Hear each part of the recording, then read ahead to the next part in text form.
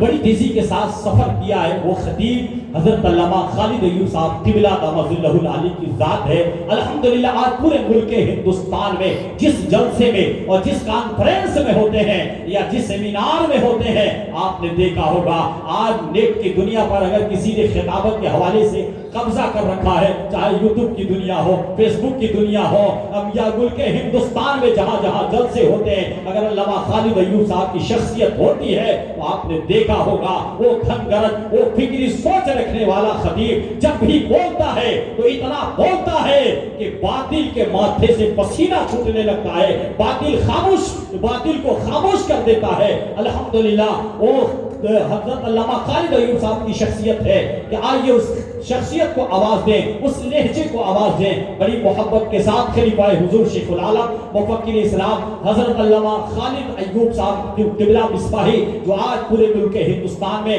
مسلک اعلیٰ حضرت کی ترجمانی و اسلام کی پاسبانی کر رہے ہیں، بڑی تیزی کے ساتھ آئیے ان کا استقبال نعرے تکبیر و نعرے رسالت کے گونج میں کرتے ہیں۔ پورا مجمع ایک ساتھ مل کر کے نعرے کا جواب دے، نعرے تکبیر، نعرے رسالت، عرص خانقاہ خیریہ، فیضان حضور شیخ المشائخ، جان نشین حضور شیخ المشائخ، فیضان حضور شیخ العالم، نعرہ تکبیر، نعرہ رسالت۔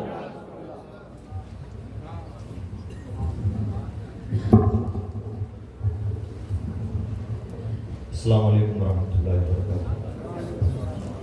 نحمدہ ونصلی ونسلم علی رسول کریم، اما بعد، اعوذ باللہ من الشیطان الرجیم، بسم اللہ الرحمن الرحیم، سبحانک لا علم لنا الا ما علمتنا انک انت العلیم الحکیم۔ قال اللہ تبارک و تعالی فی کتابہ المجید، وَإِذِ ابْتَلَىٰ إِبْرَاهِيمَ رَبُّهُ بِكَلِمَاتٍ فَأَتَمَّهُنَّ قَالَ إِنِّي جَاعِلُكَ لِلنَّاسِ إِمَامًا قَالَ وَمِن ذُرِّيَّتِي قال لا ينال عهد الظالمين۔ صدق الله العظيم۔ ان الله وملائكته يصلون على النبي يا ايها الذين امنوا صلوا عليه وسلموا تسليما۔ اللهم صل وسلم وبارك وارحم على سيدنا وشفيعنا ونبينا وحبيبنا ومولانا محمد صلی اللہ تعالی علیہ وسلم۔ محترم بزرگوں اور دوستو، ہم اور آپ سب بہت خوش قسمت ہیں کہ ایک عظیم روحانی محفل میں جلوہ افروز ہیں۔ ایسی محفلیں کم ہوتی ہیں۔ بات صرف اتنی نہیں ہے کہ یہاں پر حضور مرشد گرامی کے مریدین بیٹھے ہوئے ہیں، بلکہ سچائی یہ بھی ہے کہ یہاں پر بیٹھے ہوئے لوگ اپنے آپ میں سچ مچ حیثیت رکھتے ہیں۔ اللہ کا شکر ہے، چاہے یہاں سامنے کرسیوں پر بیٹھے ہوئے ہوں، اس میں بھی بڑی تعداد سادہ علماء کی ہے۔ اس سے کوئی فرق نہیں پڑتا کہ کوئی یہاں بیٹھے کوئی وہاں بیٹھے۔ جو جہاں بیٹھا ہوا ہے اللہ کا فضل ہے کہ ان کی نگاہوں سے فیض یافتہ ہے اور باحیثیت ہے۔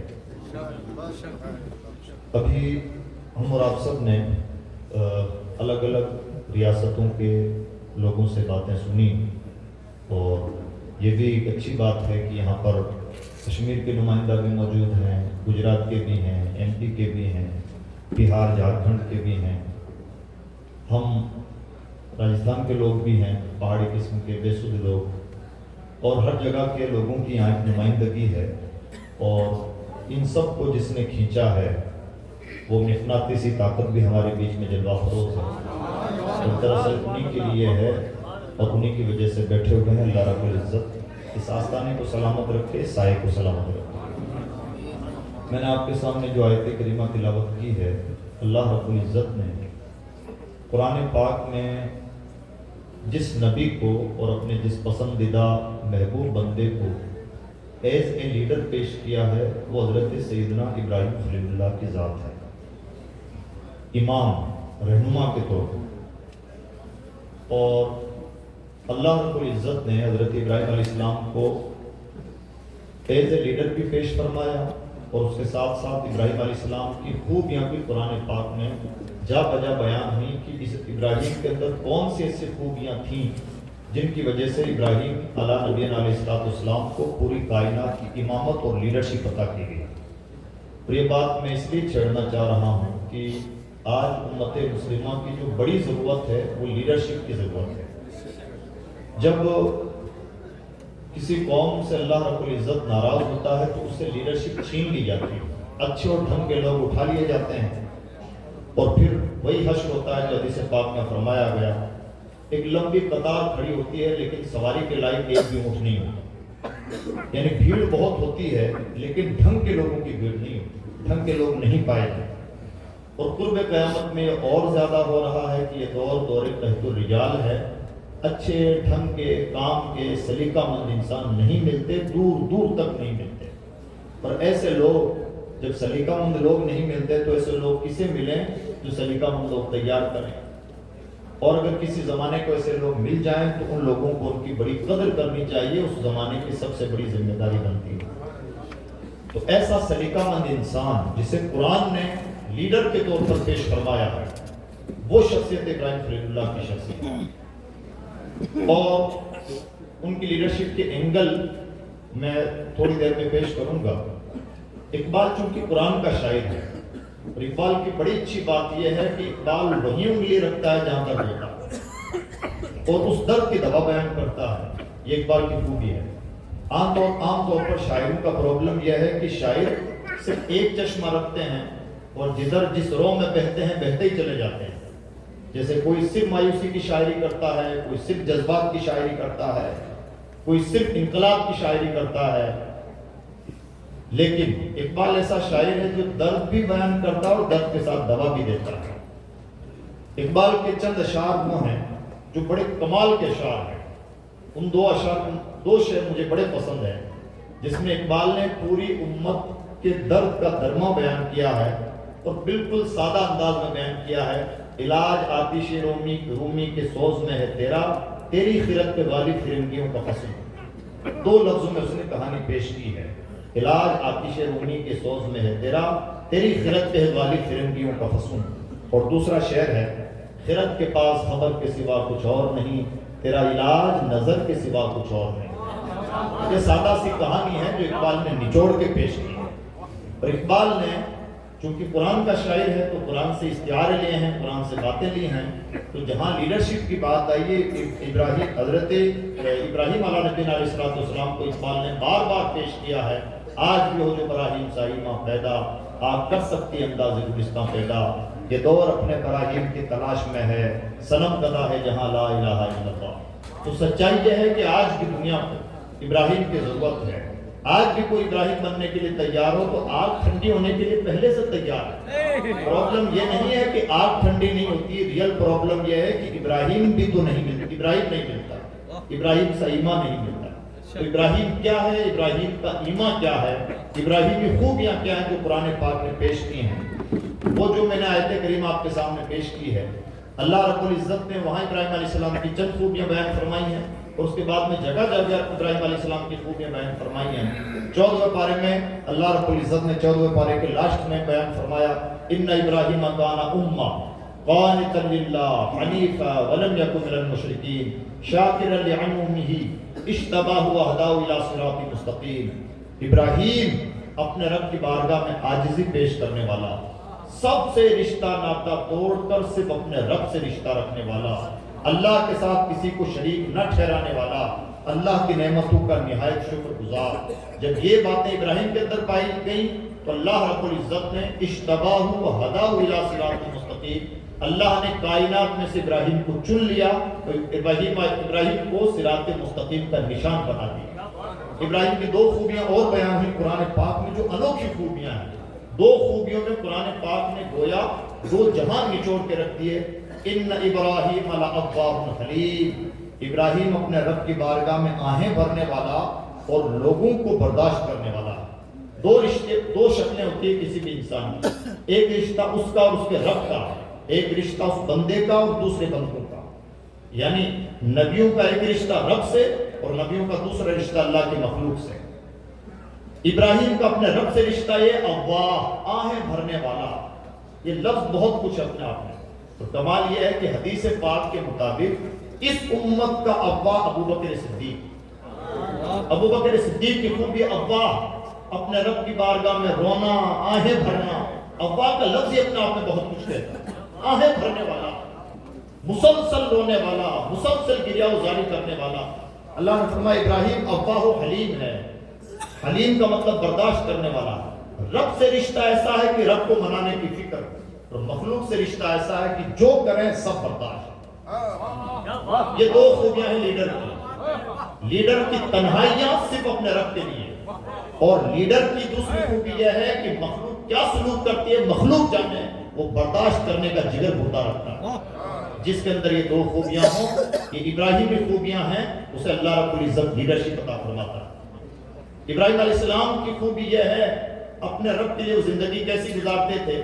انہوں نے کسی وقت کہا تھا ان صلاتی و نسکی و محیای و مماتی للہ رب العالمین, میری نماز, میری قربانی, میرا جینا, میرا مرنا اللہ کے لیے ہے جو پوری کائنات کا پالنہار ہے. ابراہیم علیہ السلام نے ہزاروں سال پہلے یہ بولی.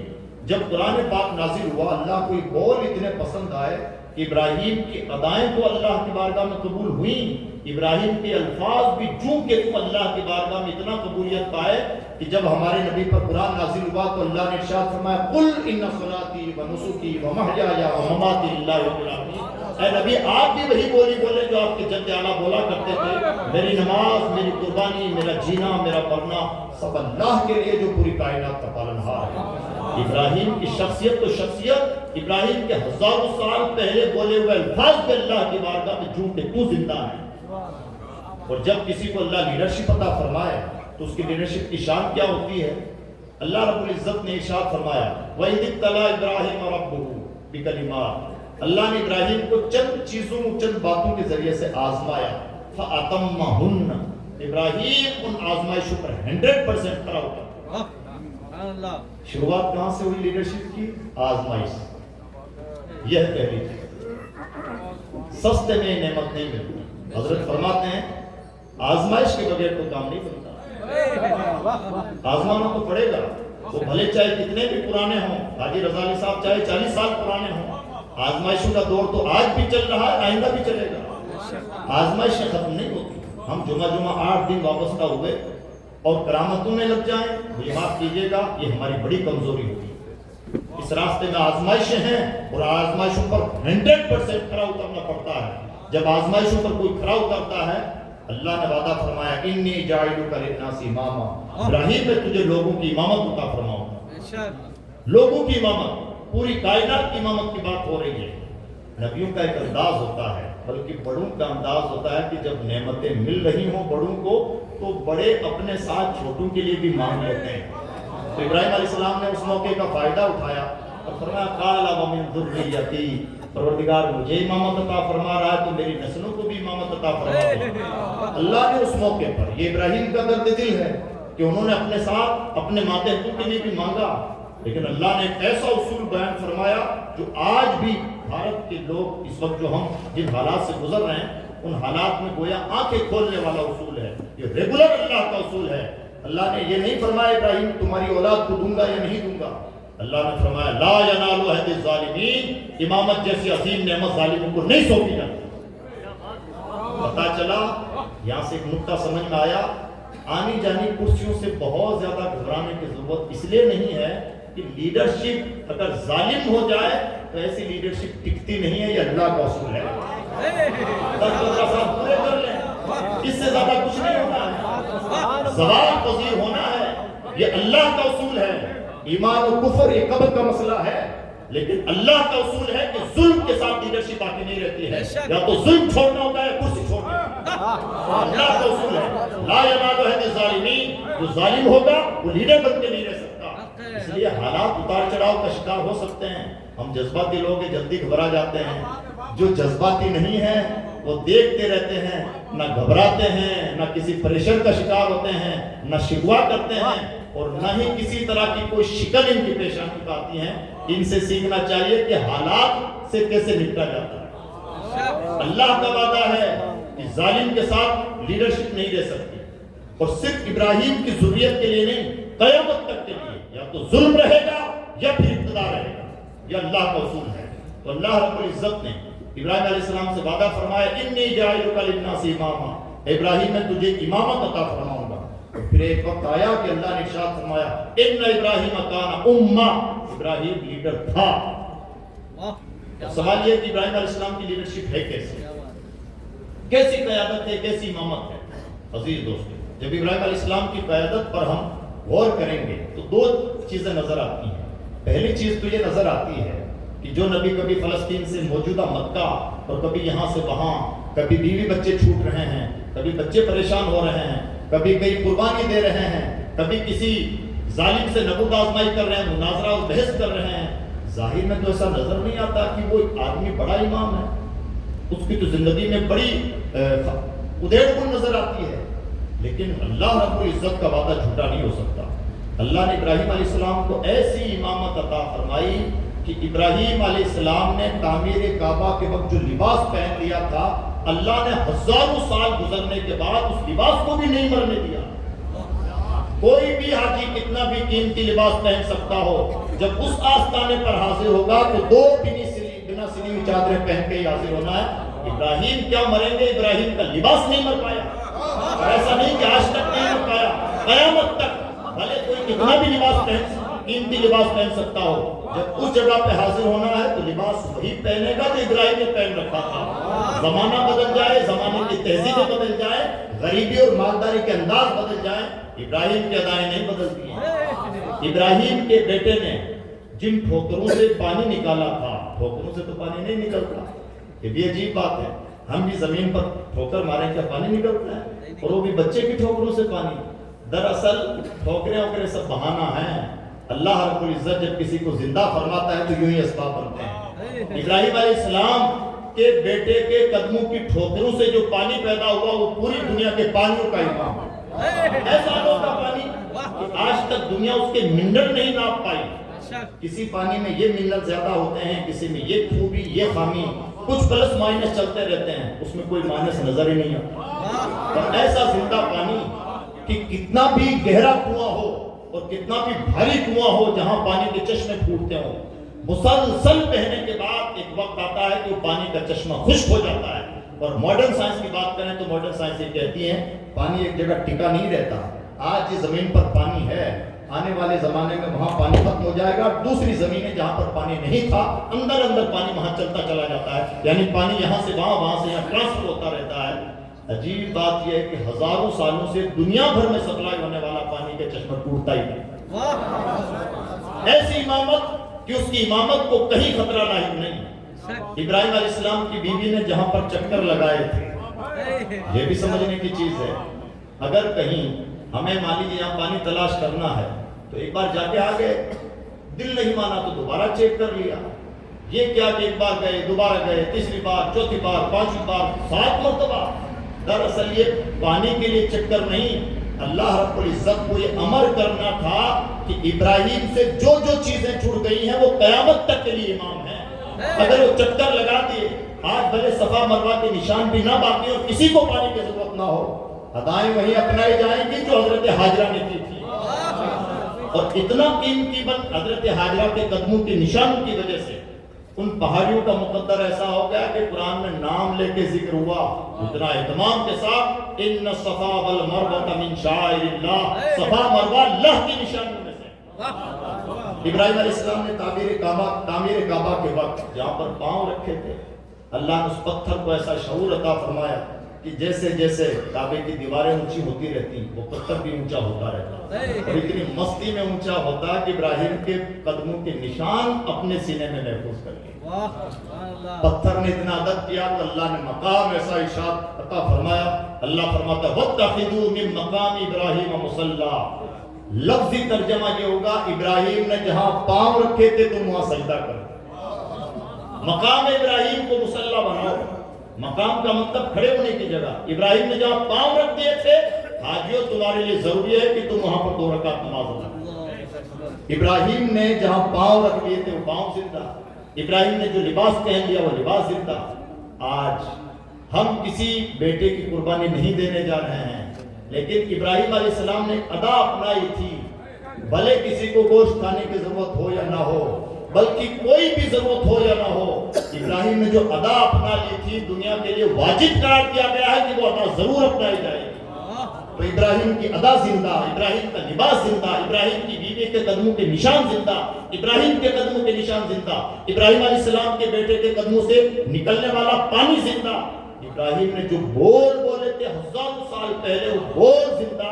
یہ ابراہیم کی لیڈرشپ، ایسی عالمگیر لیڈرشپ اور ایسی عظیم لیڈرشپ کہ دنیا میں 3 بڑے مذہب بنام اسلام، خدا کو ماننے والے 3 بڑے مذہب، اسلام، یہودیت اور عیسائیت۔ عیسائی صرف عیسیٰ علیہ السلام کو مانتے ہیں، ہمارے نبی کو نہیں مانتے، حضرت موسیٰ کو نہیں مانتے۔ یہودی حضرت موسیٰ کو مانتے ہیں، حضرت عیسیٰ کو اور ہمارے نبی کو نہیں مانتے۔ ہم وہ خوش قسمت ہیں جو کہتے ہیں ہم تمام نبیوں پر ایمان لائیں۔ ہاں، سب سے بڑا مرتبہ ہمارے آقا کا ہے، جس کا جو مرتبہ ہے وہ مانتے ہیں اور مانتے سب کو ہیں۔ لیکن ابراہیم وہ عظیم ترین شخص ہیں جن کے بارے میں یہودی کہتے ہیں ہمارے ہیں، عیسائی کہتے ہیں نہیں ہمارے ہیں، اور ہم مسلمان کہتے ہیں وہ ہمارے آقا ہیں۔ یعنی ایسے عظیم لیڈر جنہیں 3 بڑے مذہب کہتے ہیں کہ ہمارے لیڈر ہیں۔ قرآن پاک نے اسی لیے ارشاد فرمایا ما کان ابراہیم یہودی ولا نصرانی، ابراہیم نہ یہودی تھے نہ نصرانی تھے بلکہ دین حنیف کے ماننے والے۔ اور اللہ رب العزت نے اس سے بھی آگے بڑھ کر ہمارے نبی سے ارشاد فرمایا وَاتَّبِعْ مِلَّةَ إِبْرَاهِيمَ حَنِيفًا، اے نبی آپ بھی اسی مذہب پر چلنا جو ابراہیم کا مذہب تھا۔ امام الانبیاء سے کہا جا رہا ہے اس مذہب پر قائم رہنا۔ آج جس کو ہم مذہب اسلام بولتے ہیں اسی کو پہلے ملت ابراہیمی بولا جاتا تھا۔ امام الانبیاء سے کہا جا رہا ہے اے امام الانبیاء واتبع، اس مذہب کے پیروکار بنتے رہنا جو ملت ابراہیمی تھا۔ یعنی کیسی عظیم لیڈرشپ۔ اب عزیز دوست یہ لیڈرشپ ملتی کیسے ہے؟ اس لیڈرشپ کے ملنے کا راز اور ابراہیم بننے کا راز ایک رشتہ اپنے رب سے، ایک رشتہ اللہ کے مخلوق سے، اور رشتوں میں عاجزی اس بلا کی اپنے عقل کا کوئی استعمال نہیں بلکہ توکل کا عالم یہ آگ میں ڈال دیے جائیں جبریل پوچھیں کوئی خواہش نہیں، اچھا جس سے ہے اس تک پہنچا دوں وہ بھی ضرورت نہیں۔ اس بلا کا توکل، اس عالم یہ توکل کا عالم۔ عقل یہ کہتی ہے چلیے جبریل سے نہ مدد چاہتے، جس سے چاہتے ہیں ان کے لیے اس سے عرض کرنے کے لیے تو کہہ دیتے۔ توکل کے خلاف، ابراہیم توکل کے یہ بھی خلاف ہے۔ ہم کئی مرتبہ مرشد گرامی کے بارے میں اس لیے ڈاواڈول ہو جاتے ہیں کہ حضرت سے مرید ہیں اور ہماری بھلائی نہیں کرتی، ہم اتنے ہلکے میں لے لیتے ہیں۔ عشق کا مزاج یہ نہیں ہے کہ بلائیں ٹلیں تو ٹھیک اور نہ ٹلیں تو دل میں کچھ مسائل ڈاواڈول ہو جائیں۔ عشق کا مزاج تو یہ ہے کہ بلائیں ٹلے یہ عرض بھی نہیں کرنا، اور کوئی کہہ دے کہ عرض کرنا ہے تو اس سے بھی کہہ دینا کہ نہیں۔ یہ ہے توکل، اور اس درجے کا توکل کہ میرا جینا مرنا سب اللہ کے لیے، یعنی دنیا کو پہلی مرتبہ ماننے کا جس نے سلیقہ دیا۔ ان صلاتی و نسکی، میری نماز اور قربانی، نماز قربانی یعنی جسمانی عبادتیں ہوں یا مالی عبادتیں، بلکہ جینا مرنا، شارٹ میں کہیے جینا مرنا سب اللہ کے لیے، جو کچھ ہے اس کے لیے، اولاد قربان کرنے کے لیے تیار۔ انسان ایسے موقعوں پر جھانسا دیتا ہے، کوئی خواب کی باتوں میں آتا ہے اپنی اولاد کو ذبح کرنے کے لیے۔ ابراہیمی مزاج یہ نہیں ہے کہ جھانسوں میں آئے، ابراہیمی مزاج یہ ہے کہ رب تعالیٰ کی طرف سے کوئی اشارہ ہے کر گزرو، یہ ابراہیمی مزاج۔ اور جب اس بلا اس طرح کا مزاج ہوتا ہے تو اب دیکھیں ایک شخص کی زندگی میں اتنے ادھیڑ بن ہے کہ کبھی فلسطین میں رہتے ہیں، کبھی مکہ آتے ہیں، موجودہ مکہ، اور بے آب و گیا زمین ہے اس وقت کا مکہ۔ اس وقت مکہ شہر نہیں تھا بلکہ دعائیں کر رہے تھے رب اجعل ھذا بلدا آمنا، پروردگار اسے امن والا شہر بنانا، اللہ نے بنا دیا۔ بلکہ ہمارے نبی جو مبعوث ہوئے وہ بھی حضرت ابراہیم علیہ السلام کی دعا کا پھل ہے۔ اللہ رب العزت کی بارگاہ میں انہوں نے دعا کی طرف بنا وَبَعَثْ فِيهِمْ رَسُولًا مِّنْ أَنفُسِهِمْ، اے پروردگار ان میں ایسا رسول بھیجنا جس کے اندر یہ خوبیاں پائی جائیں۔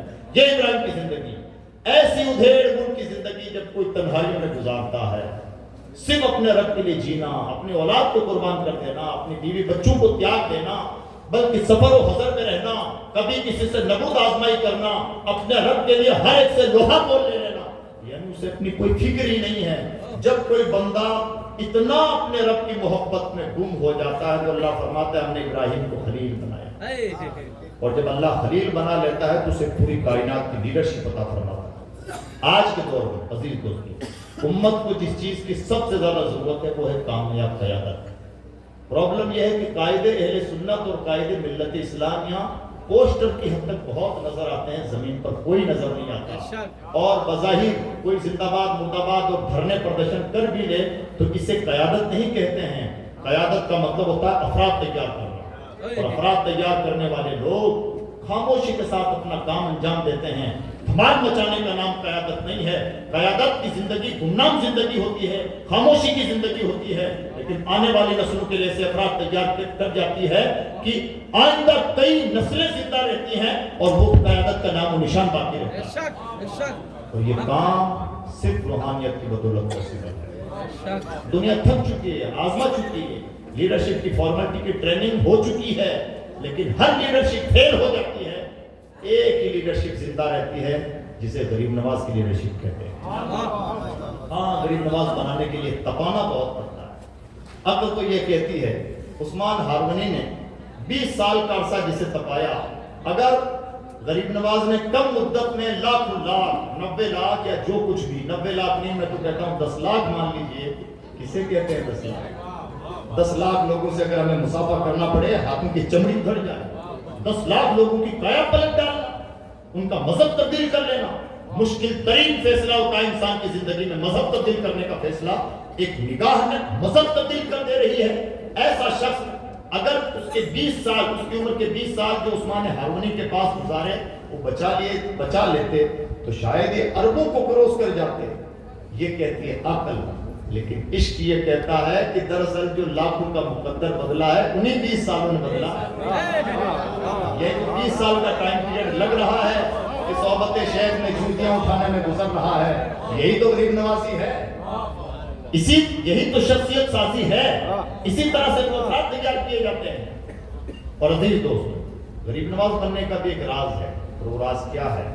غریب نواز کو ہم بہت اینگل سے دیکھتے ہیں. غریب نواز کو دیکھنے کا ایک اینگل یہ بھی ہے کہ غریب نواز کو جس چیز نے غریب نواز بنایا وہ ہے ابراہیم قندوزی کا ٹکڑا.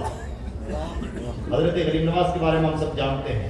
وہ ایک انگوروں کے باغ میں اپنا انگوروں کا باغ چلایا کرتے تھے، اس کی رکھوالی کیا کرتے تھے. ایک فاقہ مست آدمی جس کو غریب نواز نہیں جانتے. اس وقت غریب نواز نہیں، معین الدین تھے. معین الدین نہیں جانتے کہ یہ بابا کون ہے. شکل و شباب سے ایسا لگتا تھا کوئی نیک آدمی ہے، اللہ والا. دیکھیے احترام دیکھیے اور ٹرن پوائنٹ دیکھیے کہ کس طرح سے انسانوں کی زندگی میں تبدیلیاں پیدا ہوتی ہیں. غریب نواز نہیں جانتے تھے کون ہے، کوئی تعارف نہیں ہے. یہ نہیں جانتے تھے کہ کوئی ولی کامل ہے. اتنا جانتے تھے کہ شکل و شباب سے لگتا ہے کہ کوئی نیک آدمی ہے. تو غریب نواز نے ان کے ساتھ سلوک کیا کیا؟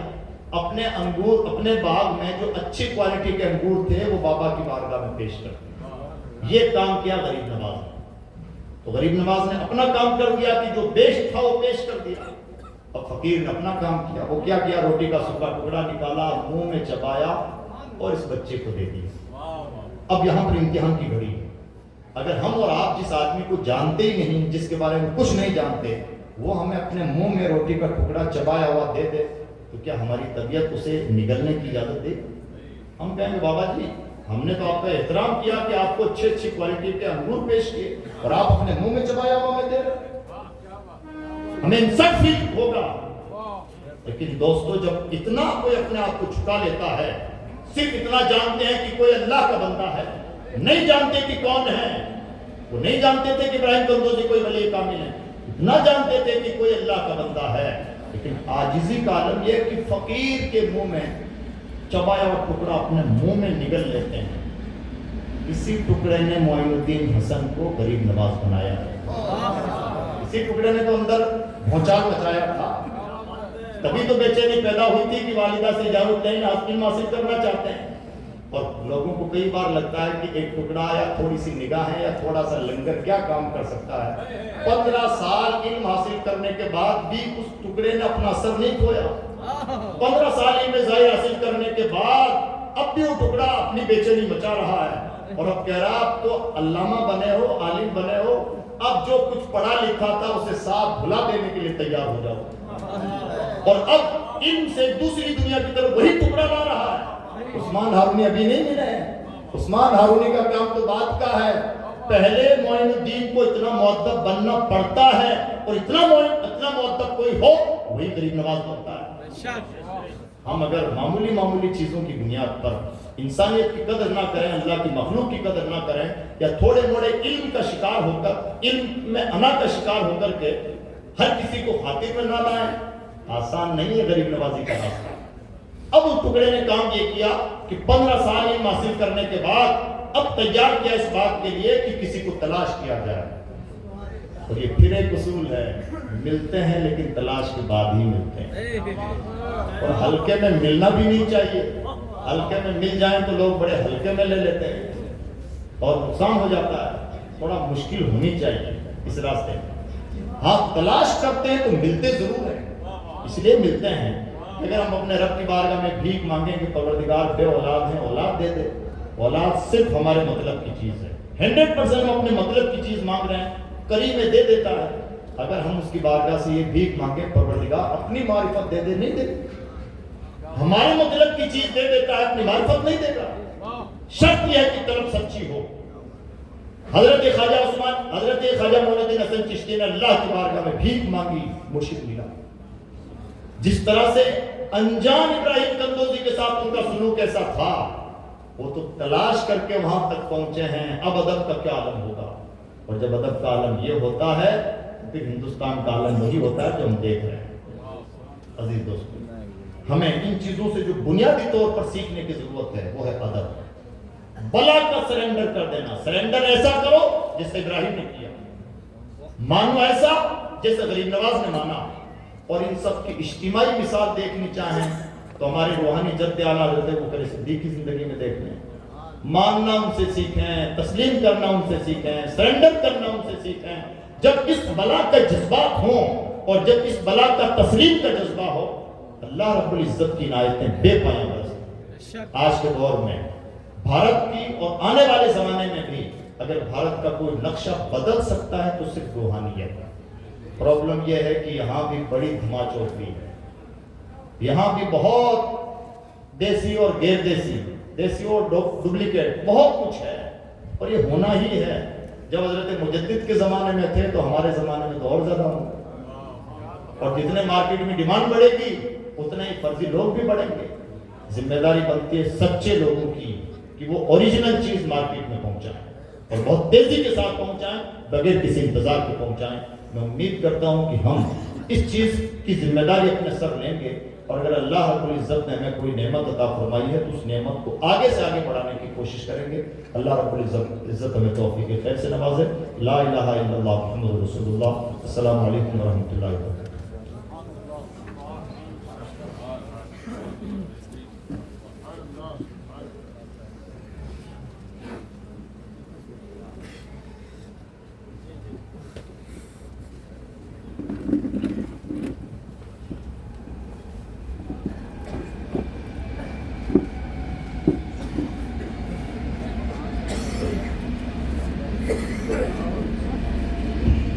سبحان اللہ، سبحان اللہ۔ اس نئے جسم کو پوشاک پرانی دے دے، اس نئے جسم کو پوشاک پرانی دے دے، جو تیری یاد میں گزرے وہ جوانی دے دے، جو تیری یاد میں گزرے وہ جوانی دے دے۔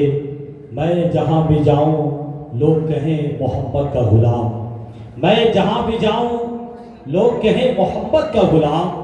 میرے چہرے کو خدا ایسی نشانی دے دے، میرے چہرے کو خدا ایسی نشانی دے دے۔ یہ تھے حضرت علامہ خالد ایوب مصباحی صاحب قبلہ، جو بڑا خوبصورت پیغام آپ حضرات تک پہنچا رہے تھے۔